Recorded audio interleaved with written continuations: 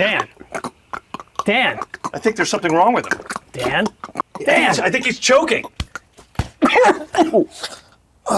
Oh, it's the hot dog that you were eating at the movie theater.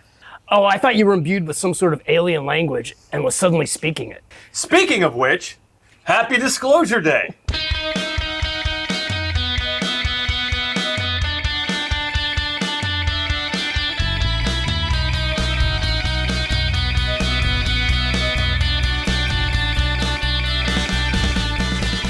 So yes, we saw Disclosure Day, Steven Spielberg's latest film. I think the disclosure was about 30 minutes too long. Yeah, it almost felt like a day. Yeah. Towards the ending. Spoiler alert. Actually, we're not going to get into spoilers here. Yeah, we can't. Yeah. That would be rude. First impressions. Dan, what do you think? It was a very Spielberg movie. Spielbergian? Spielbergian. It yes. had his fingerprints all over it. Sounded like him, looked like him, felt like him. His signature. He still has his mojo. It's a very well-directed film. He knows how to direct actors really well. He knows how to do action sequences. But also, those great Spielberg moments of just like, that's an interesting shot. Yeah. Yeah. Great shots. Every once in a while, weird reflections happening. Yeah, lots of reflections. There's that one great shot where Emily Blunt she's in the hospital room and she's staring at the agent. Mm-hmm. And like you see her reflection on him through the glass. It's a great shot. Some lens flares. You and I were talking a little. Lots of lens flares. Yeah, at the beginning. Seemingly unnecessary ones. Some that you didn't even need. There's like purple happening in certain places where there's purple lens flares. And you're like, okay. Yeah, in the opening sequence, I was trying to figure out where those lens flares were coming from. Janusz Kaminski is a cinematographer once again. David Koepp wrote the screenplay. He's like his popcorn blockbuster. Popcorn, action. David Koepp has done certainly Jurassic Park movies, but also... I think he's one of the writers of Indiana Jones and the Kingdom of the Crystal Skull, too. Yeah. Ooh. But he's not solely responsible for that. You're a teacher? Part-time. Who is his longtime editor? It was Michael Kahn. Michael Kahn, who's still alive. He's 95 years old. But he edited this? He did not edit this. Yeah, I saw his name listed. He was like a co-producer. Yeah, the last movie he edited was Fablemans. His directing was, top-notch in a lot of ways. There were a few places where I could maybe criticize some shots. Yeah. Some of them seemed more like blocking editing. issues. Yeah. Yeah. He's known for suspension of disbelief. Like, show a shot where like the threat is right there about to get you, and then a little later, that threat is way further behind you now, giving you time to maneuver. Spielberg has no problem saying, I'm going to let that go because the audience, I have the audience. There are certain shots in this where you are supposed to suspend your disbelief, and it doesn't quite work. Yeah, where I laughed out loud seeing certain things happen. Yeah, because you're like, just turn around. Yeah, it's turn around. This is direction, but I have to make fun of the shot where the guy, it's in a chase sequence, and there is 50 to 100 Black Ops, and the lead guy is trying not to be seen, but there's no cover. He can't hide behind anything. It's just wide open field in the winter, and he's just running and running and running in this barnyard property. And it's a good thing all the Black Ops are looking the other way. But I don't even know if they all are. I think sometimes they're sideways and stuff. It's not just a quick run, and then like 2 seconds and that's the scene. Yeah, he's going through gates, Yeah. in and out. Why isn't Doesn't anyone make seeing sense. him? So yes, we could criticize little moments of Spielberg's choices with direction. However, he's still a masterclass. Yeah. There's some great like camera work in this. The opening scene where Emily Blunt is a weathercaster and she arrives at her station in Kansas City. That's like all one take. It's a great shot. And just really good, like that one scene where like the cop pulls her over. It's daylight. It's like 7 o'clock in the morning. So the entire street is light, but inside her car is totally dark, but she's illuminated. Just little kind of touches like that I thought was cool. By the way, why are we sitting outside?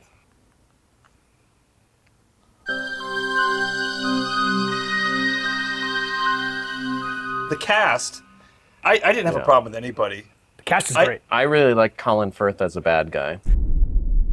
Hello, Jane. Please. Have a seat.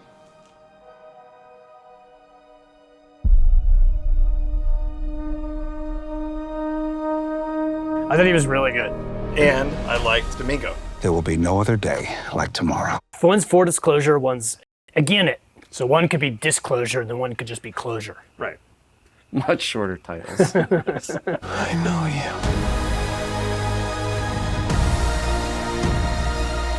I know you do. I think the lead guy was good, but I think Emily Blunt carried the movie. Yeah, it was more about her than about him. Yeah. She had a lot to do, and she knocked it out of the park. She did the comedy stuff good, and I thought her boyfriend or Boyfriend, yeah. he was good comedy relief. They had good chemistry. Yeah. That actor is Goldie Hawn and Kurt Russell's son. Is it? Yeah. He's the voice of reason in this movie. Yeah. Yeah, he is. He's Because- literally also wearing a shirt that says freak, Oh yeah. telegraphing his state of mind. Which that's something that I felt this movie lacked. Every once in a while, I wanted somebody to say, wait a second, what? Yeah. But instead, they just steamrolled ahead, where normal people would say, what are you talking about? Yeah, I had problems with that too. Yeah. Especially with Jane. Jane is the main character played by Josh O'Connor's girlfriend. She's been sheltered. I think she grew up in a nunnery. So Maybe she's never seen a movie or a TV show where they talk about aliens and show similar looking alien Possibly, big yeah. eyes and stuff. she almost became a nun. But I agree with you, Dan. The scene where he's like 8 billion people are going to need to hear what I have here, but with the information Yeah. I want to disclose. She doesn't ask, what information? Yeah. She should No. be like, we're not fucking going anywhere. This conversation isn't ending, and I'm not leaving the room, and neither are you until you tell me this fucking news. He actually says, I can't tell you this right now, which I think is even more annoying. Initially, she's abducted by the Black Ops. The company is called Okay. Wardex. So she's kind of thrown into this whole thing against her will. Right at the beginning. A few scenes later, she's like, okay, tell me. Finally, she says. Because she wants to go on his adventure with him. Right, but why not just say that in the room Yeah. when she didn't say Tell anything? me. Yeah. And then have him say, no, I can't tell you yet. Because There's just little Plot contrivances. Plot conveniences. Well, let's hold the reveal for a little bit because Yeah, but I just wanted a throwaway line every once in a while that would have made them feel like they were human. yes, instead you get one big info dump with her where she sounds like she's never seen television or anything Yeah. before. Yeah, right. are those children? No, they're aliens. Are they humans? They're aliens. Yeah, it's sort of like Use your eyes, lady. Some of the comedy parts to me seemed very Spielberg, where Yeah. there would be something dramatic happening, and then there are just these little moments that are hijinks. yeah, Yeah. And it's like, oh, here's something funny to laugh at to lighten the mood. exactly. And a lot of it was with Emily Blunt's character and Wyatt Russell. Yeah. The problem is not necessarily direction. I think it's the script. Like we said, it has too many plot conveniences. Yeah, there's a whole subplot about the building of a house, which the more I think about it, doesn't make any sense. Well, the building of a house in a lab sort of warehouse type environment for a specific purpose. Yeah. A recreation of a house? Yeah. There's a lot of chasing. Yeah. Well, that's the thing guy thought grew tiresome because there's at least 3 times where they fall into Wardex's clutches and then they easily, conveniently escape them. Yeah. Only to be chased again. And then fall in again. Fall in again. And Yeah. then get chased again. But, the movie's entertaining enough where you do sort of just go along with the flow after a while. But to a point, because like you said, it's about 20, 25 minutes too long. We're interrupting our coverage. There has been a threat to publicly release government material long shrouded in secrecy. There's a big ending that we won't go into all the details, but the movie is called Disclosure Day. Extrapolate from that what you will. Yeah. Spielberg is an older man and maybe thought that big scene should involve everybody heading to For them to broadcast Broadcast it to the news. world. Yeah. images or footage. But nowadays, yeah, you could just upload it online Yeah. immediately, and then there's no movie. What are you gonna do? Full disclosure to the whole world, all at once. There's a lot of this, a lot of, Yeah. oh my God. They were even showing people do that on a plane where a lot of planes have the screens Yeah. where you can just watch TV like CNN. I thought that was a mistake because the whole point, we're supposed to be listening to each other, but everybody at the end is still like in their own little like confined world with their phones. So visually it's the opposite of what the story's message is. Yeah. It will remind us of our capacity for empathy and that there is something bigger out there than just ourselves. So that brings me to AI, which is, it's very likely that if that happened today, we would be going, well, Yeah, it's just AI. It's that sort of thing that makes me think this was written before 2 years, before like the current political situation we're in. but also written by men in their In their 70s. 60s, 70s, 80s, Yeah, or 60s right. and 70s.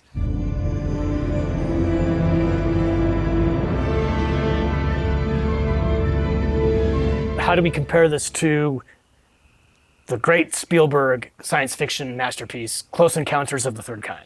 Well, it's 20 minutes longer. There was too much CGI in this one for me. I felt like that really hurt liking of it. That Yeah, there were I know too what you many mean. scenes that were very not real. Whereas Close Encounters, it was mostly just actual Models. practical effects. Puppet makers. Yeah. Which still hold up today. And so by the it's way. all still totally believable to watch. Yeah. In this one, there are scenes that I, even seeing it today, can't believe. The first sort of CGI character that we see in this Yeah. was not believable looking. And that's where I was like, oh, it's not supposed to be. I think it's supposed to be uncanny because they are not real. Without spoiling too much. Without spoiling too much, that was my, so I went with it. That's an excuse. That's an excuse. Did you say you saw in some of the disclosure shots Devil's Tower. is in Devil's there. Tower? Because I'd looked for it. I saw it. I said, I saw it too. did you? All right, I missed it. I thought I saw like a mountain but it just looked like any mountain. It was so quick, and I was like, oh, See, there's Devil's Tower. So were you thinking that? Because I was. No, I wasn't thinking that. I did. I was like, oh my God, you know what a great Easter egg would be is one of the quick shots, very quick, you see a UFO flying over Devil's Tower. Yeah, you see that. And then so you I missed started, it. and I missed You it missed even though it. I was Yeah. looking for it. I was like, nah, that just looked like a It's mountain. very quick. It's like maybe a second.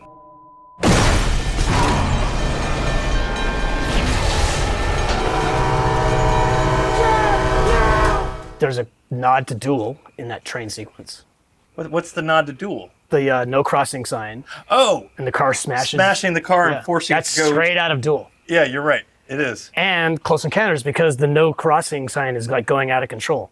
And lots of Indiana Jones references, them dropping into the train car. Yeah. Oh, yeah. And there's a bunch of like crated pianos in that for some reason. Yeah, that didn't make any sense. Yeah, that was really random. There was no payoff. Maybe it's a metaphor, like they're now like on key together. I felt like something was going to happen, but then they decided that it shouldn't happen. Because they kept intercutting with the pianos swaying. Yeah, like with the train. maybe the pianos were going to start making music. That's what I thought in too. some version Yeah. of the film, but then they were like, no, that would be telekinesis, and we don't want that involved.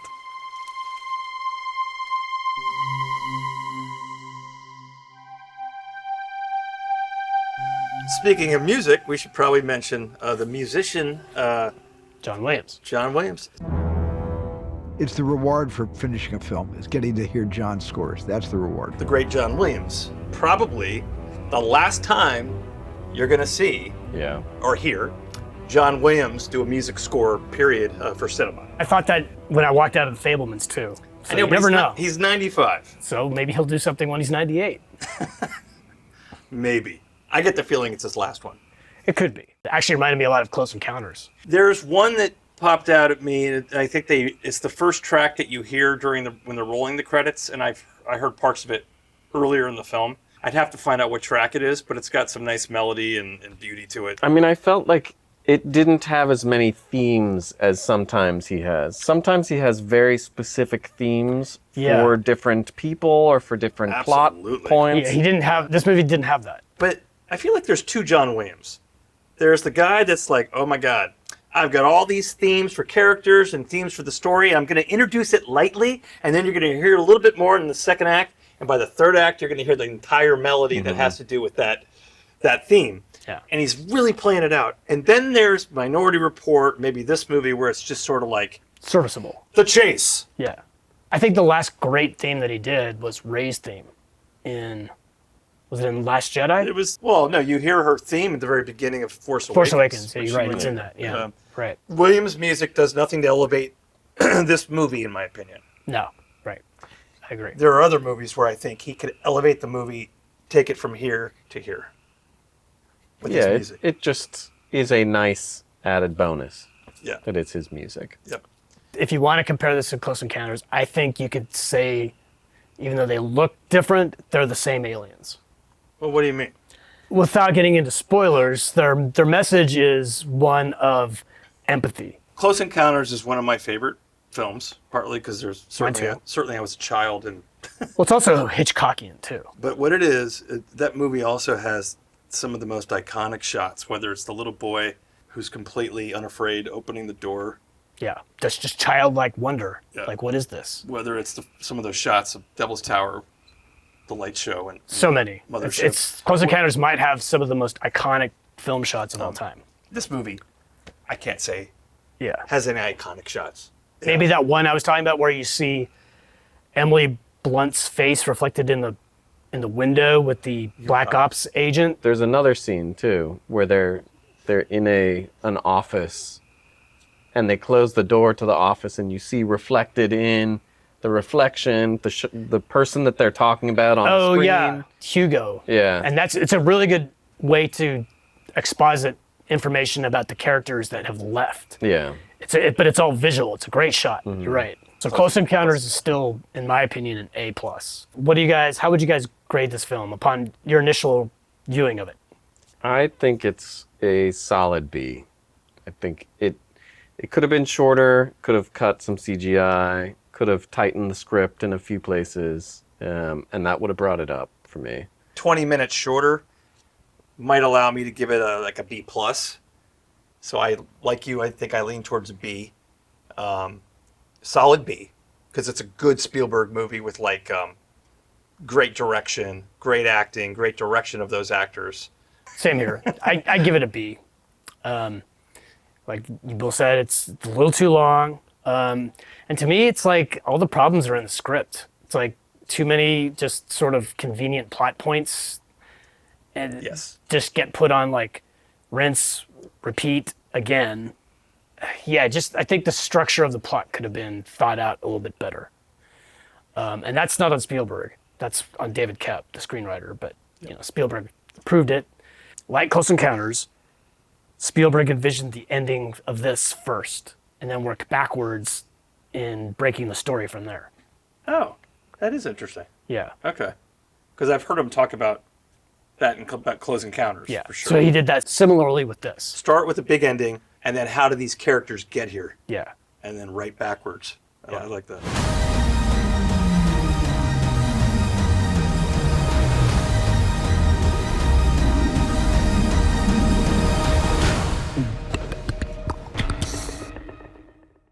Well, anyway, happy Disclosure Day.